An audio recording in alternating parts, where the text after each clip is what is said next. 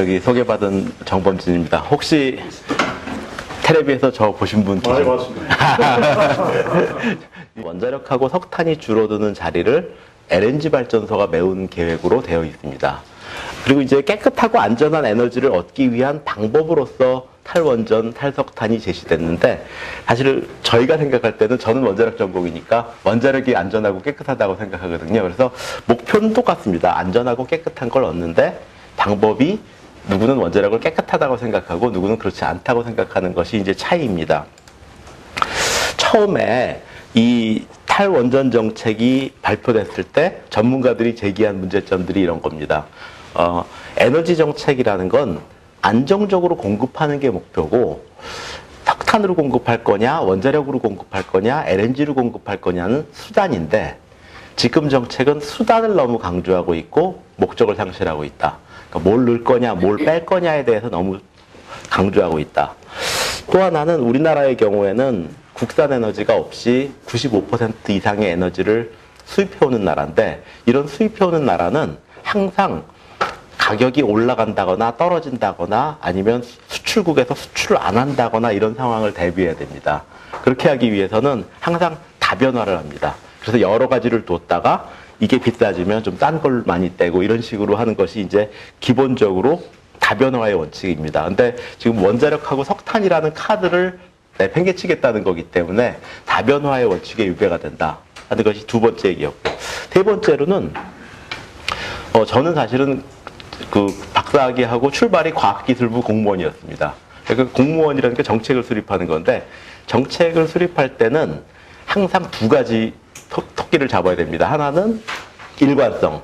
자꾸 바뀌면 안 되죠. 자꾸 바뀌면 이제 사회가 혼동되니까. 근데 일관되기만 하면 시대를 못 따라갑니다.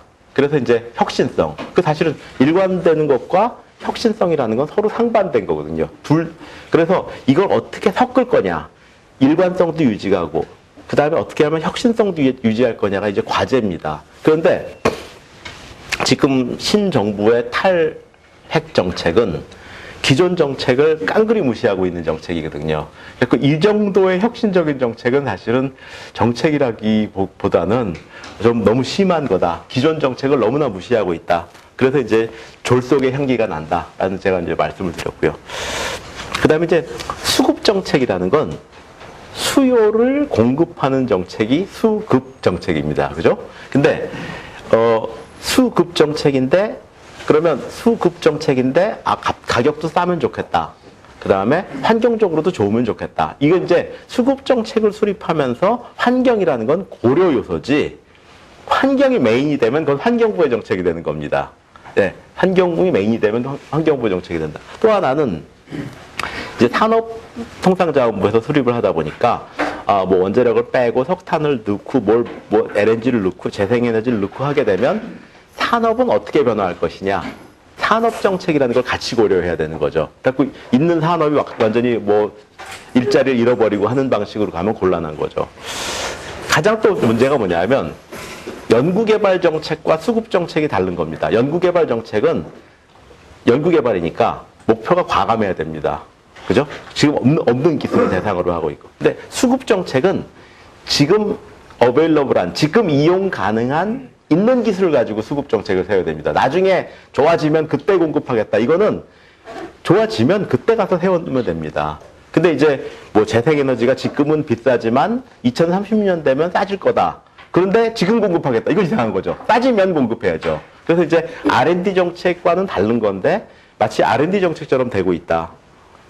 제일 문제는 이제 공약이라는 것들은 대통령이든지 후보자가 이제 선거에 되기 위해서 만들어낸 거기 때문에 되고 나면 그걸 이제 정책으로 만드는 과정이 필요합니다. 정책으로 만드는 과정에서 전문가들 얘기도 들어보고 현실도 들어보고 공무원 얘기도 들어보고 하면 내가 좀 과감하게 진로됐구나. 그러면 좀 수렴도 하고, 그래, 정책으로 만드는 과정에서 공약이 약간 변경이 있는 게 정상적인 과정입니다. 그런데 만일에 공약이 정책과 너무나 똑같다. 그러니까 그렇다면은 둘 중에 하나죠. 공무원이나 전문가들이 영혼을 잃어버렸거나, 아니면 공약을 기가 막히게 잘 만들어가지고 바꿀 필요가 없거나, 그죠? 그 다음에 이제 공약을 만들었을 때, 이 공약을 만들어서 이렇게 집행을 하려다 보니까 돈이 일만큼 들어간다. 그러니까 국민들이 그만큼은 돈이 없다. 그러면 이행의 심도를 조절하는 게 있죠. 좀 천천히 가자. 그때 알리는 과정이 지금 상당히 결여가 되어 있다. 뭐 이런 것들이 이제 제기된 문제점입니다. 물론 가격도 지금 원자력 석탄이 제일 싼 거 두 가지인데 30%, 40%. 그 다음은 100원대입니다. 근데 요거 두 개를 빼고 다른 걸 집어넣으면 비싸지는 건 당연하죠. 그 자리에 다른 걸 집어넣으면. 과연 가격을 맞출 수 있느냐 하는데 알리는 과정에서 이거 가격 올라갈 거다. 근데 자꾸 거짓말을 하잖아요. 맥주 한 잔 가격밖에 오르지 않는다. 처음에 그랬었죠. 네, 맥주 한 잔 가격밖에 오르지 않는다. 그 다음에 당분간 오르지 않는다. 근데 우리는 사실 당분간 오르는지 안 오르는지에 관심이 있는 게 아니라 탈원전 정책이 다 끝나고 나면 얼마큼 올라갈 거냐에 관심이 있었던 거거든요. 근데 당분간 오르지 않는다. 맥주 한 잔 가격밖에 오르지 않는다.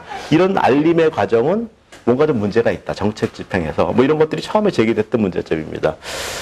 처음에 이제 6월 19일 날 고리 1호기 영구정지 날 대통령께서 어린이 손잡고 와가지고 탈핵 국가를 이제 선포를 하셨습니다. 근데 이게, 여러분들 어떻게 생각하실지 모르겠지만 저는, 마음이 좀 무너졌습니다. 왜냐하면 그날은 우리나라 최초의 고리 1호기를 건설을 해서 하여튼 우여곡절 끝에 기술 개발도 하고 생고생 해가면서 40년 동안 안전하게 운전하고 이제 퇴역하는 날입니다. 그러면 그 기술 개발에 종사했던 분들이나 이런 분들은 사실은 영예로운 날이고, 그리고 영예로운 퇴역식인데 그날 오셔가지고 탈핵 국가를 선포해 버리신 거예요. 그래서 나는 모르겠는데 고리 1호기 출범서부터 지금까지 저기 일하셨던 분들, 고생하셨던 분들은 마음이 어떨까? 최소한 탈핵 국가를 선포한다 하더라도 그 자리는 아닌 자리에서 선포하셨어야 된다. 뭐 그런 생각이 굉장히 많이 들었습니다. 아무튼 그래서 이제 심지어는 신고리 5, 6호기를 중단하겠다 하니까 건설이 지금 30%나 진행된 걸 갖다 왜 중단을 하느냐. 벌써 1조 6천억 원씩 날아가는 거 아니냐. 물론 이것뿐이 아닙니다. 지금 신한울 3, 4호기도 7천억 원 정도가 들어갔고 건설이 진행되고 있었던 게 지금 중단돼 있습니다. 그러니까 이제 신고리 5, 6호기에 대해서 공론화를 하자. 그래갖고 이제 공론화를 했습니다. 그때 이제 보시면 그 시민 참여단을 대상으로 해서는 오리엔테이션도 하고 자료집도 주고 뭐 Q&A 세션도 하고 나중에 이제 종합 토론회 가서 우리가 강의도 하고 뭐 이런 게 있었고, 사실은 이분들 및 대한민국 국민 전체를 위해서 TV 토론회 같은 걸 많이 했어요. 그래서 이제 SBS도 하고 JTBC도 하고 MBC도 하고 그래서 여기서 다 공론화위원회에다가 거기다 얼마씩 주고 토론회를 해라. 그래서 이제 공개 토론회를 했죠. 그래서 이거는 요 부분은 이제 국민들이 대부분 다 보실 수 있었던 부분이고, 요 부분들은 이제 시민 참여단들만 보실 수 있었던 부분이고요. 그래서 이제 자료집 같은 것들은 사실은 아직도 신고리 5, 6호기 공론화위원회 홈페이지가 살아 있습니다. 거기 들어가 보시면 그때 자료집이나 그때 무슨 설문했었던 것들 이런 것들 다 다운로드 받아서 보실 수 있습니다. 그런데 결론적으로 이제 권고를 3가지를 하게 됩니다. 첫 번째로는 신고리 5, 6호기 건설은 재개해라. 이런 권고가 첫 번째였고요. 두 번째 권고는 원자력 발전 비중을 축소하는 방향으로 에너지 정책을 추진해라. 이게 두 번째 권고였습니다. 세 번째 권고는 이제 건설 재개에 따른 후속 조치 3가지입니다. 그래서 이제 안전 기준 강화해라, 재생에너지 확대해라, 그다음에 사용 해결료 해결해라. 이제 그러니까 크게는 3가지인데 이 안에 이제 또 다른 3가지가 있는 거죠. 근데 이제 대충 눈치채셨겠지만 왜 앞에 거 하나는 까만색이고 밑에 거는 다 빨간색입니까? 이제 곧 설명드리겠습니다. 밑에 거 2가지는 약간 이상한 권고 사항입니다. 우선 넘어가기 전에 우선 신고리 5, 6호기 공론화를 할 때 법적 근거가 뭐냐? 민주주의 사회에서 의견을 모은다는 거는 당연히 시민의 대표인 국회에서 해야 될 일인데 무슨 시민 참여단 500명 모아놓고 그분들 모시고 한다는 거는 정치적인 실험 아니냐? 근거가 없다. 그랬더니 국무총리 훈령을 하나 만드셨어요. 지금 법제처 홈페이지 가면 받아보실 수 있습니다. 한 페이지짜리입니다. 그 훈령에 보면 이 공론화위원회는 신고리 5, 6호기만 다루겠다 이렇게 돼 있어요. 탈원전 정책이나 이런 건 안 다루고 신고리 오류코기만 다루겠다. 그리고 이제 공론화 과정에서도 신고리 오류코기에만 국한된 논의를 하도록 요구받았습니다. 그런데 두 번째 권고사항을 보면 원전 비중을 축소하는 방향으로 에너지 정책을 추진해라 라고 나왔잖아요. 그러니까 달랑 오류코기, 2개 호기에 대한 공론화를 하고 그 결과로 20몇 개에 대해서 줄여라 라는 결론을 내는 거는 법에 없는 결론이다. 그래서 이제 이거는 월권이다라는 논란이 있었죠. 2017년 10월 20날 이걸 발표했을 때 며칠 후에 월권 논란이 있었던 게 뭐냐 하면 총리령에서 제한한 법률적으로 제한한 것들을 넘어간 권고를 했다 하는 게 뭐 2번 사항입니다. 그러니까 상식적으로 말이 안 되는 게 2호기 질 거냐 말 거냐 논의해놓고 나머지 20호기에 대해서 확대해야겠다는 건 말이 안 되는 거죠. 보시겠습니다. 저희가 한 건 아니지만 맨 처음에 그 지역적으로 지역, 연령, 남녀, 분포를 다 조사해가지고 대한민국에 2만 6명을 샘플링을 합니다. 2만 6명한테 전화를 막 해가지고 건설 재개할까요? 중단할까요? 잘 모르겠습니까? 뭐 이걸 갖다가 조사를 합니다. 근데 이제 2만 6명을 조사를 하고 2만 6명을 다 데리고 공론을 할 수가 없으니까 그 중에 500명 정도만 뽑아냅니다. 그래서 그 500명을 뽑아낼 때 다시 인구, 지역, 연령, 그 다음에 건설 재개나 중단에 대한 비율도 똑같이 2만 6명과 똑같이 되도록 500명을 뽑아냅니다. 그래서 얘가 1차고 얘가 2차가 아니고 다시 1차입니다. 예. 근데 이제 그러니까 요거는 비율이 똑같죠. 9%로. 그러니까 이걸 딱 보시면 맨 처음에 아무런 교육도 거치지 않고 바로 전화해서 물어봤을 때도 이미 건설 재개가 9%가 많았습니다. 그러니까 탈원전이 대세가 아니었던 거죠. 그리고 그 다음에 이제 저희가 오리엔테이션 마치고 설문조사하고 그 다음에 그 공론화 하기 전에 설문조사하고 끝나고 설문조사하니까 나중엔 19%까지 늘어났습니다. 차이가. 그래서 이제 결국은 59대 41, 거의 6대 4로 이제 신고리 오류코기는 건설을 재개하라 이렇게 나왔죠. 근데 이걸 질문을 하면서 질문을 한 개만 한 게 아니고 설문지에 서비스 질문들이 있습니다. 서비스 질문 중에 하나가 원전 발전을 축소할 거냐, 확대할 거냐, 잘 모르겠느냐. 이것도 같이 했어요. 근데 요거는 맨 처음부터 4.8%가 유지 및 확대가 많았습니다. 역시 탈원전이 아니었습니다. 국민의 의견은. 맨 처음부터 4.8%가 많았습니다. 그런데 500명을 뽑다 보니까 요 4.8%가 유지가 안 됐어요. 그러다 보니까 요 그룹에서는 우연히도 1.2%가 나왔어요.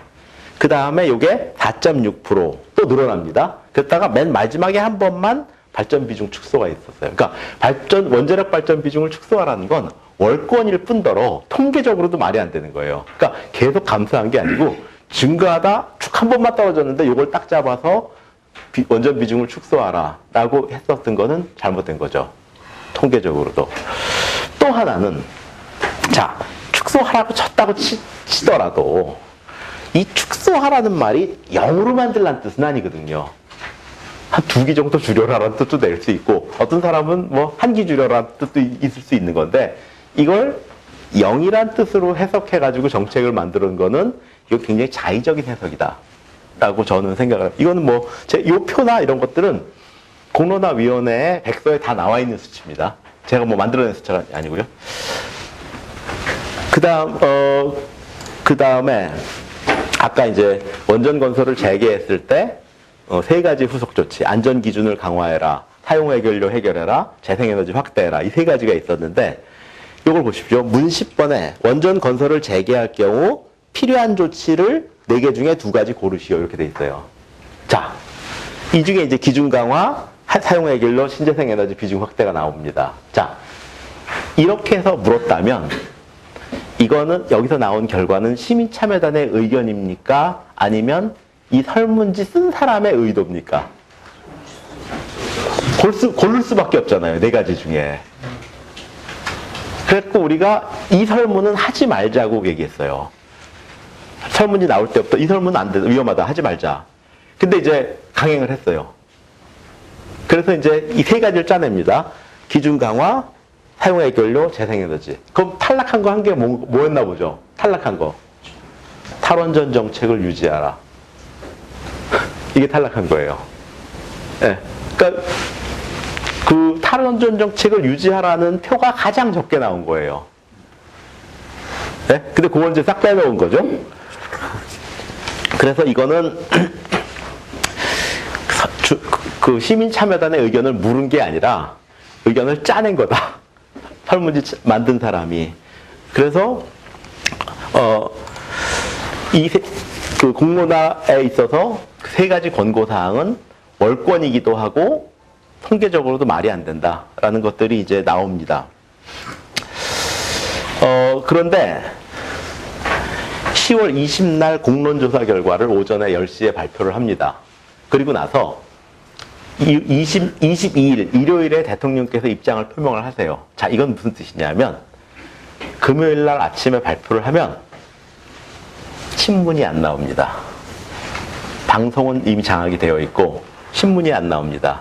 일요일 날 대통령 입장 표명하고 이제 강행하는 거예요. 이번 정권에서 중요한 발표들이 금요일 날 이루어진 것들이 굉장히 많습니다. 신문의 입을 막아놓고 이제 시작하는 거라고 생각할 수 있습니다. 그래서 이제 대통령께서 입장 표명을 하시고 바로 이틀 뒤에 국무회의에서 이 공론조사 결과를 발표를 합니다. 그래갖고 심의 안건이 아니고 그냥 보고 안건으로 5분간 논의를 합니다. 그리고 나서 이것들을 이름을 탈원전 로드맵으로 이름을 바꿉니다. 그래서 국무회의에 통과된 안건으로 이제 포장을 한 겁니다. 그리고 나서 이것을 제8차 전력수급계획, 제3차 에너지 기본계획에 이걸 이대로 해라라고 공문을 내려보냅니다. 그게 지금까지 있었던 일입니다.